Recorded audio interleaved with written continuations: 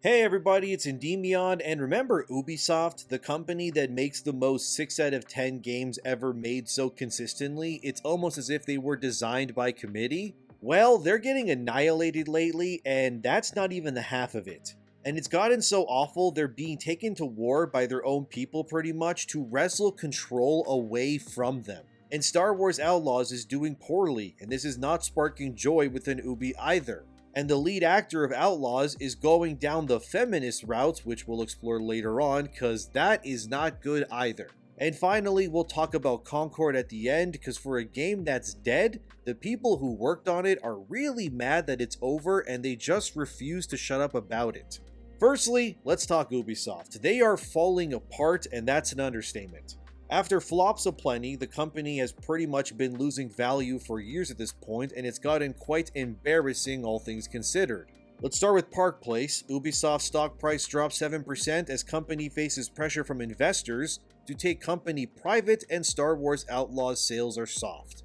It's actually worse than Park Place makes it out to seem initially, because the actual numbers behind Ubisoft's performance have cratered, and it's kind of insane. So Ubisoft was at their market high point in 2020 when Assassin's Creed Valhalla released, which to this day is Ubisoft's second most profitable game of all time, if you can believe it. The only other game that beat Valhalla is Rainbow Six Siege, and in 2020, because of Valhalla's monstrous release, Ubisoft's market cap was around the $80 per share or so. So fast forward to right now, this very instant, and Ubisoft is now sitting at $13.67 per share, which you don't need to be a math genius to see how badly that's going for them.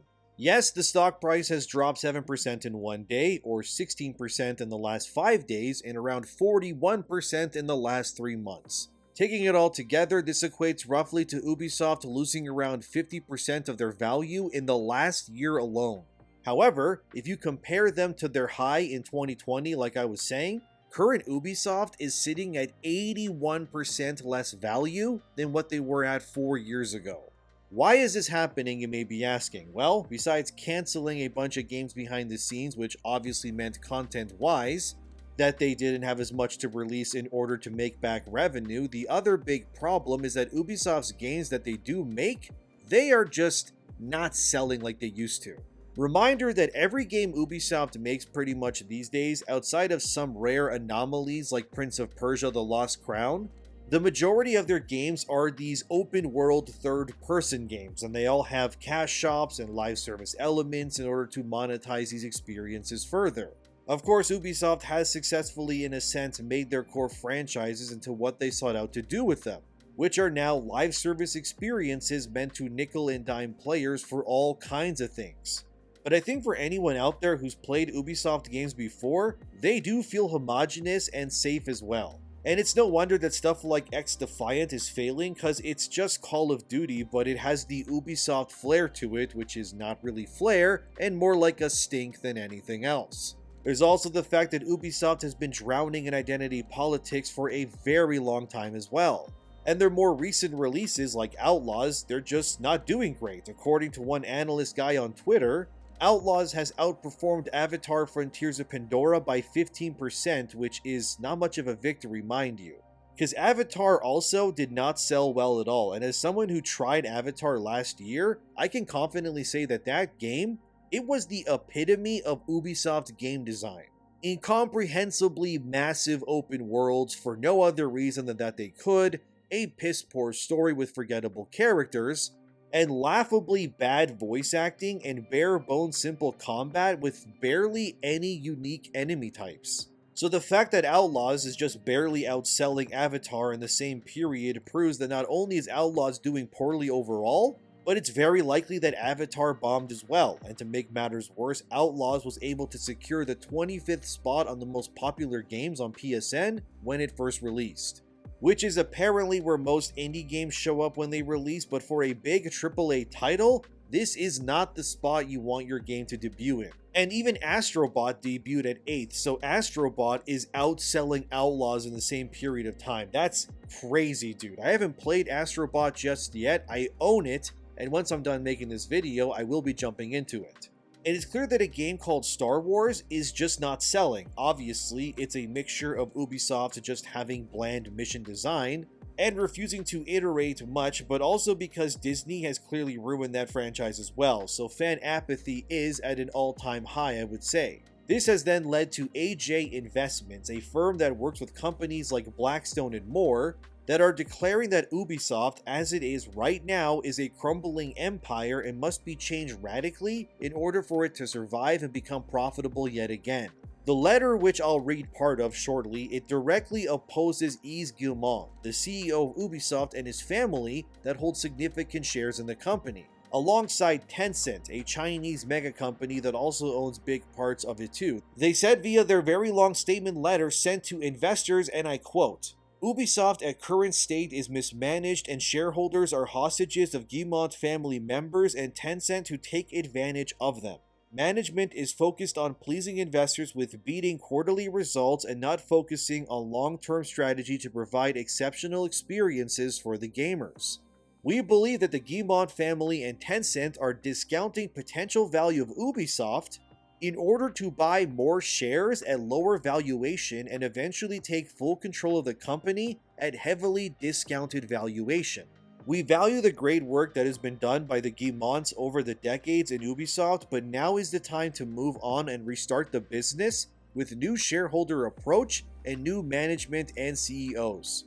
In order to improve, we suggest to allow the company to address its issues away from the public market pressures and make necessary changes without harming minority shareholders, retail investors, and pension funds that are victims of these efficiency problems and mismanagement by current leadership. Ubisoft should consider selling its studios that possess talent but are focused on non-core games, thereby allowing Ubisoft to streamline operations and focus on its main IPs. We will use the French minority law to collect enough shareholders to start proxy fights and initiate sale process of Ubisoft to increase shareholder value for all shareholders." End quote. Damn, so the investment firms and the investors themselves who employ them are pissed to say the least at Ubisoft because they are burning money right now with all of their moronic decisions, and now they're willing to go scorched earth into a proxy war in order to strong-arm control away from Yves Guillemot and his family. The end result here is a few things based on this. Firstly is, let's say best case scenario, that Ubisoft is taken away from the Guillemot family, and then investors are able to push the studios to make profitable games again and then rise back to prominence. Which, to be real with you guys, I sincerely doubt that this will ever happen. The other is, of course, hostile takeovers, which could be crazy to see, and Yves will be pushed out and then things could maybe be fixed. But if none of this ends up working, the endgame result here is pretty clear. If none of this works, like the things I mentioned that would, then ultimately Ubisoft will just go into fire sale mode. And they will just start selling their IPs like Assassin's Creed or Far Cry to whoever is interested in buying them for millions or maybe even billions of dollars. I don't know. The executives will leave with golden parachutes, of course, that will save them, and then everyone else will be laid off, and then Ubisoft will just cease to exist. Personally, out of all of these, this seems like the most likely scenario in my opinion, because Ubisoft is a sinking ship already. And I don't really see them being able to fix things because they're so riddled with poor business decisions and woke identity politics already. For God's sake, Sweet Baby Inc. was founded by 2 former Ubisoft employees to begin with. This is a company that breeds this sort of mentality into the industry. Just make identity politically driven, save homogenous content, monetize it to hell and back, and then hopefully you survive. To say that Ubisoft is cooked, that would be an understatement, and obviously Assassin's Creed Shadows isn't even out 1 million units sold, but I don't see Shadows breaking anywhere near that with all the stories of how Ubisoft has stolen art from Japanese creators and put lots of assets into the game for free with on who you're talking to. And that topic, dear viewer, is women. And in this case, Humberly Gonzalez, who plays Kay Vess in Outlaws. Which brings us to this article titled Star Wars Outlaws actress Humberly Gonzalez says video game industry has a lot of misogyny and praises game for only having a female point of view. Ah yes, because in the sight of seeing your game starring your ugly nerfed heroine, it's always a good idea to double down, isn't it? This article references another where Humberly Gonzalez, who plays Kay Vess, was interviewed by CGM.com. The journalist interviewing her then asked, So our nerdy fandoms, especially things like Star Wars, present very male-dominated places, whether that's the creative team or the fans. What's it like to lead the charge on this both as the creative team and as the voice and the body of Star Wars Outlaws, to lead this male-dominated universe and have it be women first right now? To which Humberly Gonzalez said, and I quote, "I just cried very hard the whole time, because it was just like this brand meant so much to me and I didn't have someone like Kay to really see myself in. I loved Princess Leia, but I wanted to be Han Solo, right? And I think getting to bring that to life is so special. And our whole team, really, that's been the goal from the beginning. It's been really special. Yes, to be a leading woman, not just in a Star Wars story, but in the video game industry, which also tends to have a lot of limitations, and misogyny, and kind of in and out of politics of who can be part of it and who you want to play as. I am incredibly proud of the team having chosen someone like me, but also only me. That there isn't a male counterpart to the story of Star Wars Outlaws, that we are focusing on a female point of view of a scoundrel story, because we've only really ever seen males in a scoundrel position, so the representation is incredible for me as an immigrant Latina in Canada to bring. To even get to speak about my country, about Venezuela, about what it means to me as an artist that I followed this dream, not having any of my family here, not having a lot of mentors in my family or anyone to look up to or content to look up to. Even in Star Wars, you know, there aren't a lot of Latinas in this space, and so for me, I knew that this was going to mean a lot, not just to me and my community and my family, but to everybody else who's watching it too and playing it. When they go, oh, this is a cool character, I wonder where they're from, and then they do their research, I just want people to feel seen, and if I can be in any of those categories as a woman of color, as an immigrant, as a Latina, any of those are so meaningful for someone who enters a franchise as big as Star Wars.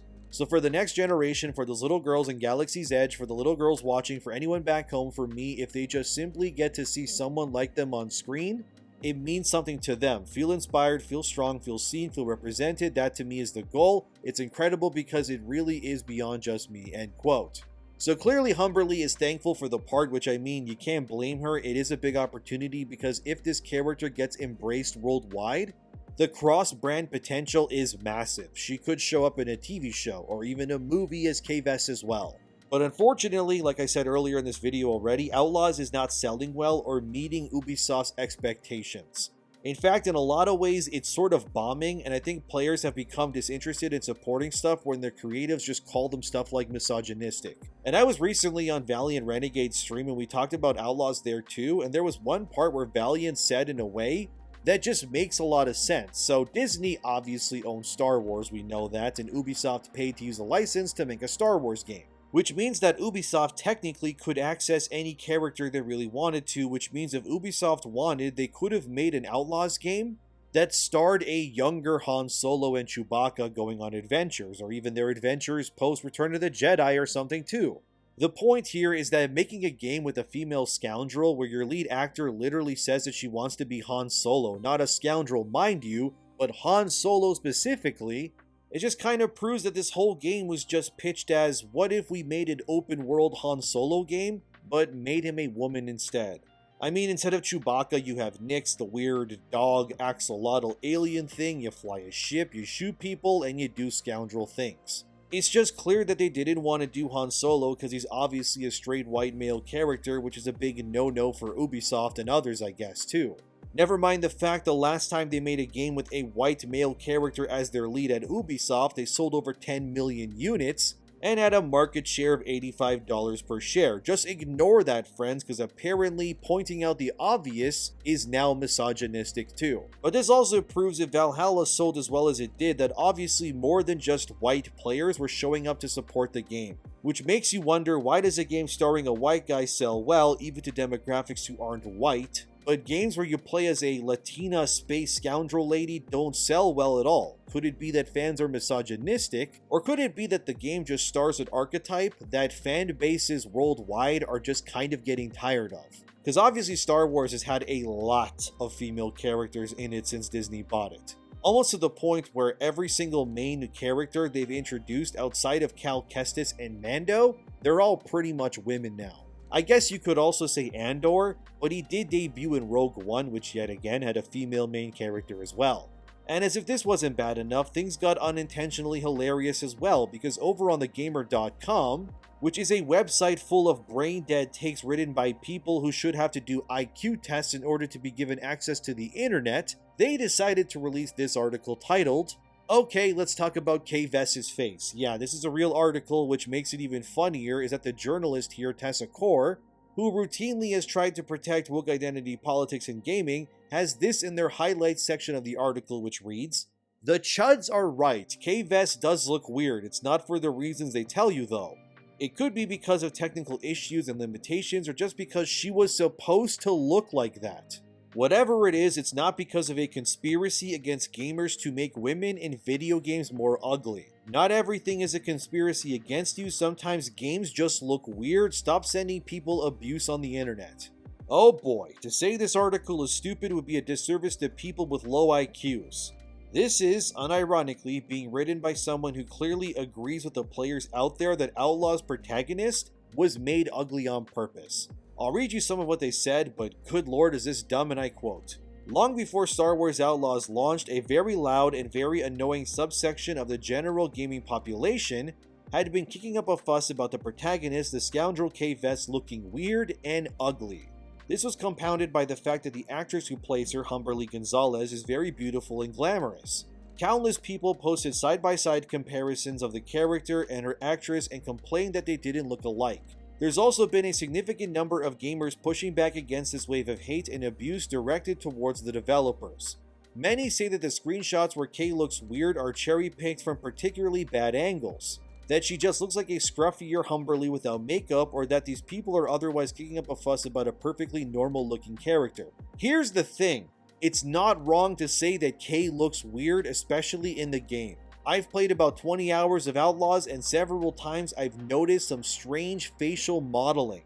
Kay very often looks bug-like, kind of like the Guardians of the Galaxy's mantis with big, dark irises. There are also times where she looks fine, but the facial animations more broadly aren't amazing for any of the characters, and both things contribute to making her look a little odd in some cutscenes. Despite what grifters on the internet will tell you, Kay's face is not the product of a culture war. There are a lot of reasons why she might look like that, and none of them are that developers and journalists are working in tandem to take hot women away from you. Maybe the facial mocap just wasn't up to par. Most of the characters don't look super realistic, which AAA games should be moving away from anyway. Outlaws also runs on the Snowdrop engine, known for running games like The Division 2 and Mario plus Rabbids, both games which are not exactly geared towards depicting cinematic narrative adventures like this." End quote.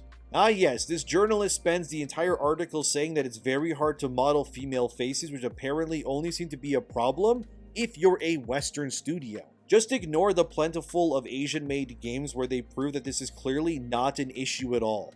And in fact, it's being done deliberately by these studios in order to desexualize their characters so journalists like Tessa Core and more don't get mad about it and write articles. After all, this same journal has written other articles like Assassin's Creed Shadows was always going to be queer, or this one titled, "No one hates Star Wars like Star Wars fans." And another one where they admit Outlaws is not a good game titled, "Star Wars Outlaws might be worth playing, but a year from now." I actually think that this journalist is secretly based and is trying hard to fight their emotions to not come to the realization that they low-key actually agree with me and many others on a lot of things. Probably because if they do, the gamer will fire them and then the entire industry will blacklist them for having even the slightest change in thought. Because like I've said for years now, the Western games industry is definitely an echo chamber. This entire saga surrounding Ubisoft and Outlaws just proves just how poorly this is all going for the wokies in the industry. Their games keep failing, man, across the board, and then there's stuff like Space Marine 2, which has surpassed 2 million units sold already. When will these publishers and studios realize that you gotta stop pushing slop onto players and just give them what they want? And I guarantee you if Outlaws was about Han Solo, it would have sold way more copies than it would have with Kay Vess. And I guarantee you if they put Han's face in the game, if they made that game the way it would have been, it would have looked exactly like him too. They always lie and say it's so hard to model women's faces in games, yet men are fine to do apparently, and then there's plenty of examples proving them otherwise. It's not that it's hard to do, it's that they don't want to do it at all. Of course, some places like Firewalk are seething because Concord has also failed, and then there was that one Concord character artist who has me blocked even though we've never interacted, who went on a tirade about how people celebrating Concord's failure is causing them all kinds of mental anguish. But it's the same thing as Outlaws. You all decided to make your characters uglier than sin, and nobody else did that or wanted you to do that. The players didn't want that, and then that same artist of course responded to another moron in the form of Mighty Keith, and then said this via Twitter. Pretty soon these weirdos will have no games to buy at all. Oh really, Amanda? No games at all? That's weird, cause all year I've been playing bangers pretty much all the time. And I got so many new games in my backlog, not to mention newer things that are coming out, that I think I'll be plenty okay with what's on offer.